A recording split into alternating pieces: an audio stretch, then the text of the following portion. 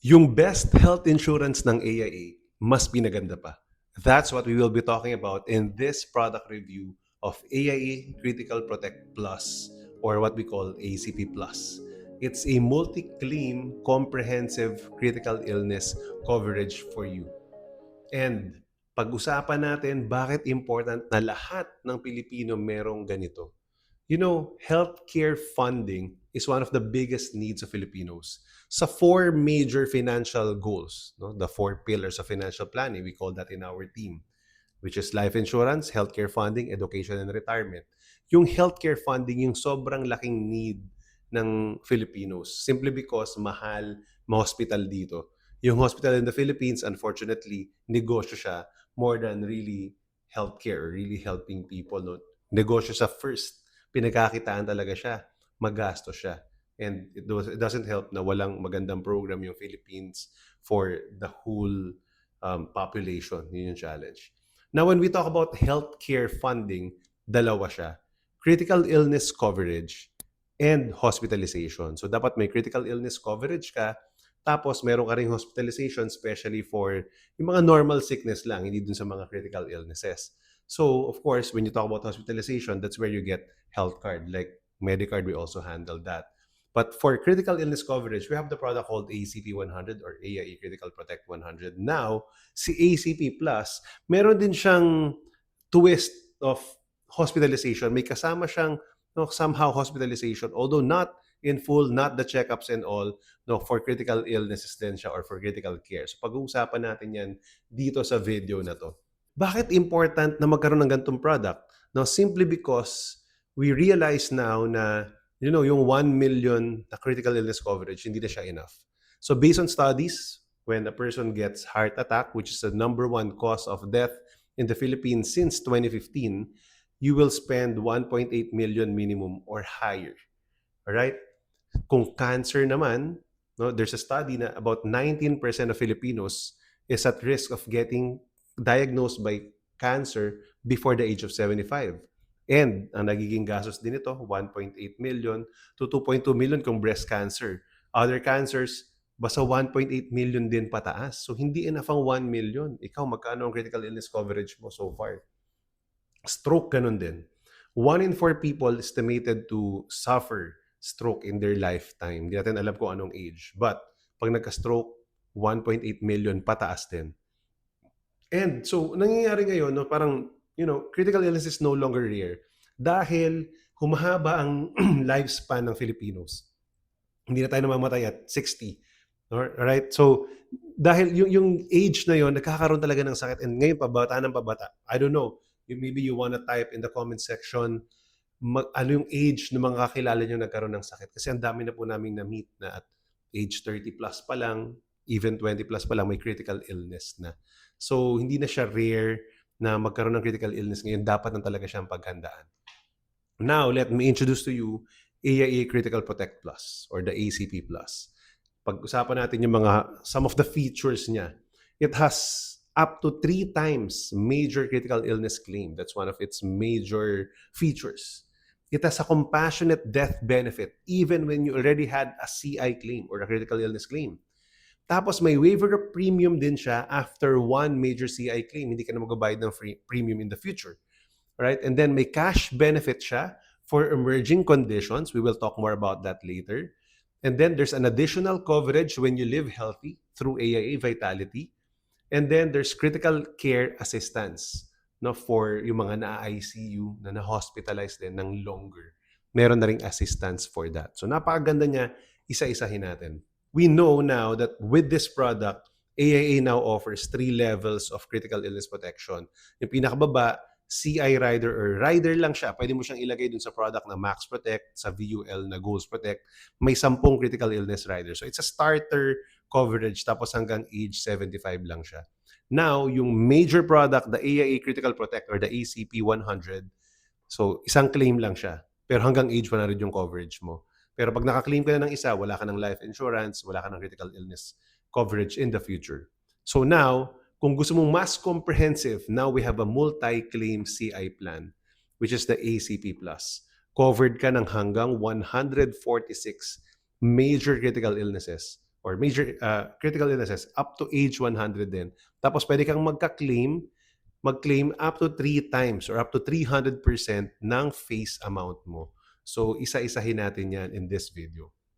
So, unahin na natin yung multiple critical illness claims. So, ibig sabihin, pwede ka nga mag-claim ng more than once. So, pakita natin dito, right? Makikita natin dito na when you do that, no, the major critical illness benefit will be grouped into 5 groups.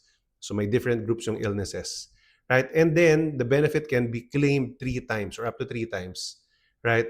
Provided that each critical illness claim is in different groups. So, hindi pwedeng, let's say, itong group na to sa heart, illnesses related to heart, and then heart na naman, hindi na po siya covered. Alright? So, later we will talk more about the finer details about that. Sa cancer, a second cancer claim may also be applicable. Later, pag-uusapan natin when it can be applicable. Alright? Kasama sa coverage is, if the insured is get diagnosed by that illness, di ba, makukuha ka nga na lump sum, whatever the face amount is. So, for example, 1 million ang face amount mo, 1 million yung makukuha nga. And then, tuloy pa rin yung policy. Of course, may minor early stage critical illness benefit siya in case minor pa lang yung illness na diagnosis and kasama siya dun sa list, it will advance 25% of the coverage. So kung 1 million ang coverage, 250,000 yun. Tapos ibabawas yun sa potential future claims mo. Ito yung mga groups of coverages or of illnesses na covered. Number 1, group 1 is cancer. All cancers are covered. Group 2 are illnesses related to organ failure and functions. Kasama dyan yung kidney failure, liver cirrhosis, right? Vital organ transplant, etc. Group 3 is illnesses related to heart, like cardiomyopathy and heart attack, heart valve replacement, kasama dyan. Group 4 is illnesses related to the nervous system. So kasama yung mga brain damage, coma, paralysis, Parkinson's disease, stroke, kasama dyan. And then group 5 is other illnesses, which is pwedeng nandiyan yung amputation of both feet due to complications from diabetes. Pero syempre dapat pag kumuha ka, hindi ka pa diabetic. Alright? So, yan. Ebola, loss of hearing, loss of limbs, loss of sight, etc. Alright? So, if you can see, itong first list, 63 major illnesses na yan. So, ang payout, paano magyayari doon? No? So, yung first major claim natin, pagka naka-claim ka ng una, so 100% yan, ng face amount mo, plus kung may vitality coverage, makukuha mo yon, may additional kasi yon. We will discuss it later. Right? Magiging enforce pa rin yung policy mo, but however, in the future, hindi ka na makaka-claim dun sa same group. Kunyari nga, nagkaroon ka na ng heart attack, then cardiomyopathy ulit, iba na yun. Wala nang claim dun sa same group na yun. Alright? After the second major claim, enforce pa rin yung policy mo. Dun sa second group, bawal ka na mag-claim doon. So may 3 other groups ka na lang. And then after the third major claim, naka 300% ka na ng face amount, terminated na yung policy. Alright? So please take note that merong 90 days from effectivity date for the waiting period. Ibig sabihin, hindi pwede magkasakit or biglang may ma-diagnose na sakit within 90 days upon approval. Ika 91st day, covered ka na yan. And then may 14 day survival period na yun nga, after diagnosis. So, kailangan nabuhay within 14 days or the first 14 days. Kapag namatay kasi kagad, may makukuha pa rin naman life insurance na, tapos terminated na yung plan. Hindi yung may critical illness muna and then in the future, mayroon pang makukuha na death benefit, which we will discuss later. Alright? So again, payable ng company is up to 300% maximum na yun ng face amount. So, kung 1 million na face amount na kinuha mo, 3 million yung maximum coverage na pwede mo makuha for the critical illness claim. Kung 2 million yan, edi times 3, 6 million yung pwede mong makuha. Let's just have a few notes on the major critical illness claim. So again, dapat must belong to a different major critical illness group. Pinanggit natin yan ilang beses. Alright? So, pinakita na rin natin yung list of groups na yon. And then, ito yung pinaka-important, yung third bullet point. Diagnosis of subsequent critical illness should be at least 1 year from the date of diagnosis. No? So, of the preceding critical illness. Hindi pwedeng, let's say, 10 months pa lang, magkiklaim ka. Kahit ibang group yon, hindi pa po siya approvable. No? So, it could be like a complication, etc. So, it should be at least 13 months, no? Para mas clear lang. So, in case there's a claim on cancer, Alright? A second claim can be availed kahit same group siya, no, cancer siya, for as long as the life insured has been declared cancer-free for at least 3 years. So dapat pag naging cancer-free tayo, dapat kumuha tayo ng medical certificate na sinasabi ng doktor natin, cancer-free. Para in case in the future bumalik siya, alright, pwede makaklaim ulit on the second time with the same policy. Alright, so maganda na klaro po yan, stated po yan. And then of course, there's total and permanent disability, yung terminal illness, and loss of independent existence. Tatlo yan, covered yan, nasa listahan yan. Will no longer be claimable once may isang claim ka na ng critical illness in the past. Alright, kahit more than 1 year. For the minor critical illness claim naman, meron lang important detail na if within 12 months, yung minor, let's say nag-claim ka ng January and then let's say October, right, nag-claim ng January ng minor critical illness, tapos nagkaroon ng major claim within 12 months, say October, ibabawas yung 25% dun sa first claim. Alright? Kung more than 12 months naman, ibabawas yung 25% dun sa third claim, sa pinakadulo siya. Ibabawas. Kung umabot man ng 3 claims yon. No? Within 1 year, ibabawas siya sa first claim. Kung more than 1 year, ibabawas siya sa last claim, sa third claim. Alright? So, important yan. Another thing that is very good in this plan is meron siyang compassionate death benefit. So, ibig sabihin, hindi ma-terminate yung plan kung may nakaklaim na ng isang beses. No? Meron pa rin potentially, let's say, mamatay yung insured in the future, meron pa rin makiklaim na 20% ng face amount. So, for example, ang face amount nga is 1 million. And then, after that, namatay, in the future, pagka nakaklaim na ng critical illness, whether once or twice, makakakuha ng 200,000 kasi 20% nga ng 1 million. Alright? Yung maturity benefit naman, in case buhay at age 100, makukuha yung buong face amount, less any minor early stage critical illness claim. No? So, kung wala rin dapat na na-claim kahit isang critical illness. So, ibig sabihin, never nagkasakit, nabuhay din hanggang age 100, so makakakuha ng 100% of face amount, less kung may minor critical illness claim, pwede ibabawas lang siya. Okay? So just to clarify yung sa death, ganun po yung situation. No? So yung first part, yung any event except suicide, pinag-discussan po natin kanina. Now, in case of suicide, while sane within the first 2 years of the plan, hindi po makaka-claim ng buong death benefit, pero may makukuha pa rin yung total premiums na naibayad. So, meaning walang talo. Di ba? Walang talo. Yun yung pinaka-insurance mo. It's just that hindi lang talaga kino-cover yung death via suicide sa first 2 years. Yung waiver of premium benefit, meron din yan dito unlike sa ACP 100. No, dito naman, if the insured gets diagnosed by a major or late-stage critical illness, so naklaro po, major po, hindi minor, right? The company, AIA, will continue to pay the basic premiums and rider as if ikaw yung nagbabayad. Covered ka pa rin, hindi mo na kailangan magbayad, may future claim ka pa rin na second and third claim for critical illness just in case. And then the optional benefits, ito napakaganda nito, bago to sa plan na to, and I haven't seen this sa ibang mga policies. Alright, first is the emerging conditions. If the insured is diagnosed with any of the listed emerging conditions, I will show you later, there will be a cash benefit of 10% ng face amount. So kung 1 million ng face amount, 100,000 less any loans kung nagkaroon ng policy loan dun sa policy mo, hindi ka nagbabayad. Critical care assist is also a very nice coverage. If the insured gets confined in an ICU, klaro po yan, ICU nakalagay, for 5 consecutive days or more, may makukuha ka na cash benefit na 10% ng face amount. Kung 1 million nga, 100,000. And pwede po makaklaim nito twice. Makikita nyo po sa sample quotation later. Nandiyan pa rin yung gender-specific cancer benefit which meron din sa ACP 100. This time, pag magkaroon ng gender-specific cancer, may additional makukuha na 25% ng face amount. So kung 1 million na face amount, 250,000. So ano yung gender-specific? Pag lalaki, prostate cancer, pag babae, breast cancer, or cervical cancer. Yan yung mga coverage niya. So pag-usapan natin, pakita natin, isa-isahin natin yung mga covered emerging conditions kasi bago ito. So may 3 siyang groups. Once ka lang pwedeng mag-claim for the whole duration of your policy.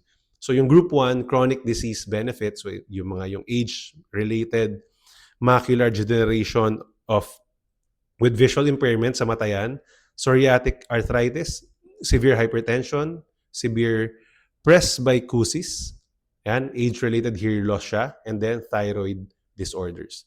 Sa group 2, yung mga benign tumor and borderline malignant tumor benefit dun sa mga different areas, which is nakasulat po siya dyan. And then group 3, senior silver benefit. This can be claimed immediately following the insured's 51st birthday, which is yung benign prostatic hyperplasia requiring surgery, glaucoma requiring surgery, and then urinary incontinence requiring surgical repair. So, ang maganda rito, di ba, kahit hindi pa siya super critical talaga, pero emerging pa lang siya, and then it would require surgery na. For most critical illnesses na plans, wala kang makukuha dyan. We have clients like that. No? So, na before sa mga lumang critical illness plans, wala nun. So, ito po, meron siya. Kahit 10% lang ng face amount, it will help you ease that financial burden. So, magkano ba siya, DJ? Ang ganda nito, pero magkano siya? So, tinignan ko dun sa client ko na age 27, male age 27, 20 years to pay. All in all, nilagay ko po lahat, no? 1 million critical illness na may 3 times na claim, 250,000 na minor critical illness benefit. Death benefit, again, 100% kung walang claim ng critical illness, 20% if may previous claim na. Lahat yan, pati waiver of premium, covered na rin siya. Pag nilagyan mo pa ng additional benefits like the emerging conditions, 100,000 up to age 85 ang coverage niya. Critical care assist up to age 85 din ang coverage, tsaka twice na pwede mag-claim. 100,000 din siya per claim. So malaki-laki yun. Malaking tulong yun for that ICU na confinement. And then gender-specific cancer benefit na 250,000. For a 1 million face amount, all in all, pag nilagay mo pa si Vitality membership fee, it's only 33,421.86. Super affordable pa rin for a 27-year-old male. Magkano total coverage niya? Dun sa taas, yung 1 million times 3, yun ang maximum niya. So 3 million. And then emerging conditions plus 100,000, 3.1 million.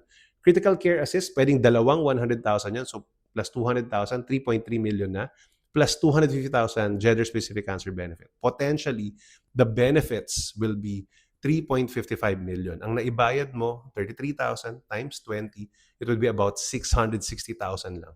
So 660,000 ang cost, 3.55 million yung potential benefits. Halos times 5. Right? Halos times 5 yung magiging benefits ng coverage mo, potential coverage mo. So sulit na sulit talaga itong plan na to.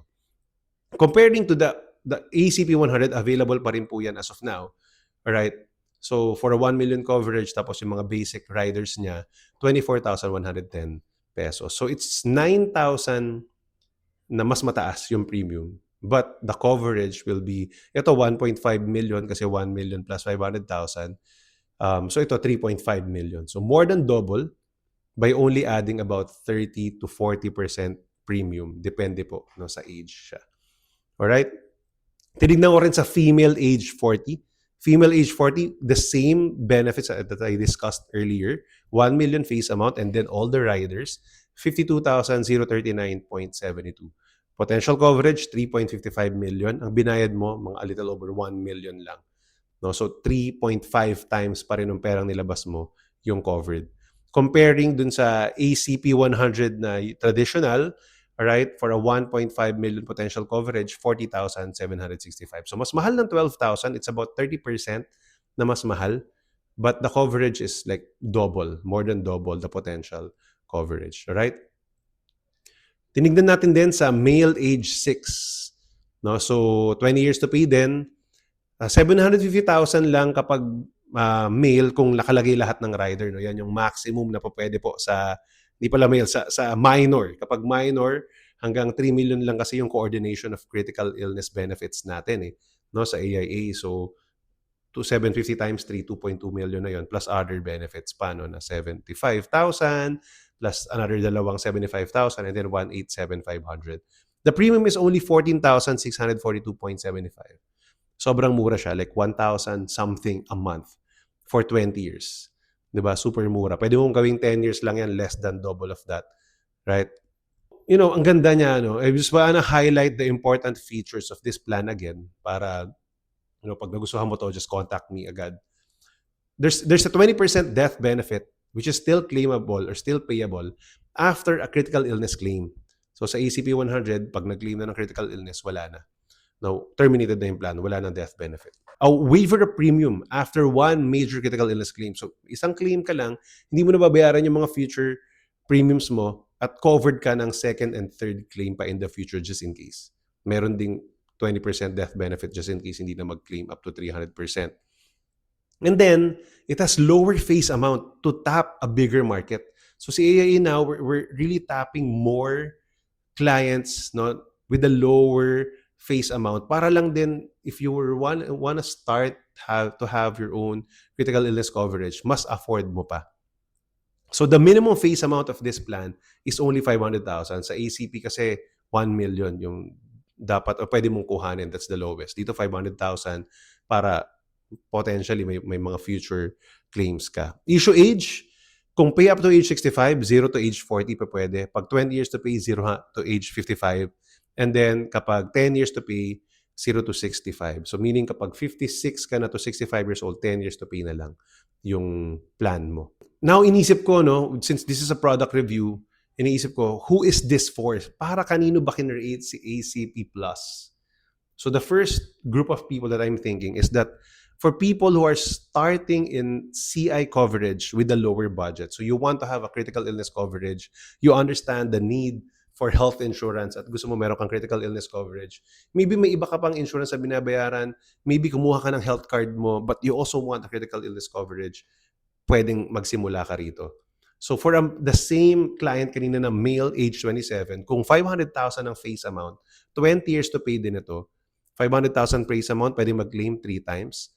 Minor and critical or early stage critical illness benefit, 125,000 yung coverage.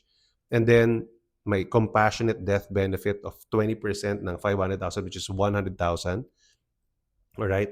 Emerging conditions, 50,000 pang tulong.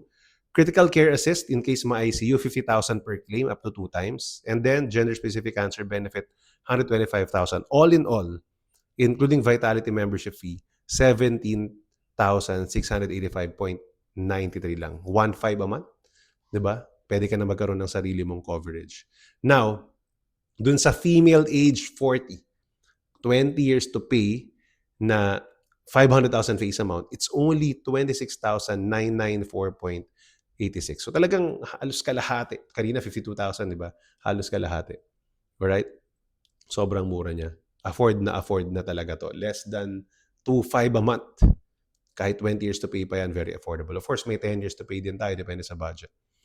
Age 50, male. The same coverage, 500,000 face amount, plus all the riders, 36,705.77 lang. Diba? So, 36,000 times 20, it's only 7, it's parang total na binayad mo, 720,000. The coverage is potentially 500,000 times 3, 1.5 million, plus another 50,000, 1.55, plus dalawang 50,000 sa critical ill care assist, so 100,000 yun, 1.65 million na, plus 125,000 pa. Parang 1.775 million ang binayad mo, 720,000 lang. More than double the premiums paid.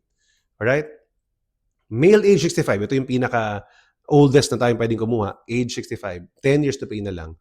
Sa 500,000 face amount, 3 beses pwedeng mag-claim. Hindi ko na nilagay yung other riders. Alright? It's only 75,040. Right? 75,040. So 750,000 total premiums paid. Potential coverage, 500,000 times 3. So pwedeng 1.5 million.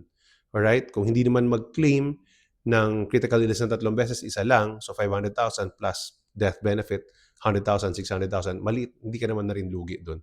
Kasi kinovered ka hanggang age 100. Alright? Sino pa? Who's this product for? Para kanino pa si ACP Plus?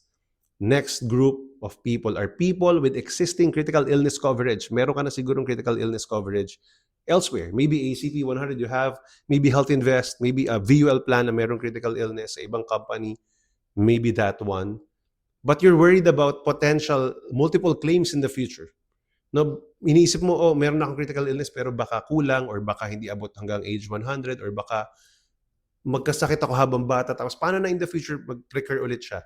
Para sa iyo rin itong ACP Plus. Sinasagot niya yung concern na yon in our minds, di ba? Kasi nga, buying life insurance is buying peace of mind. Lastly, these are for people looking for a more comprehensive coverage for critical illness. Alright? Maybe hindi sapat yung isang claim lang terminated na kagad, di ba?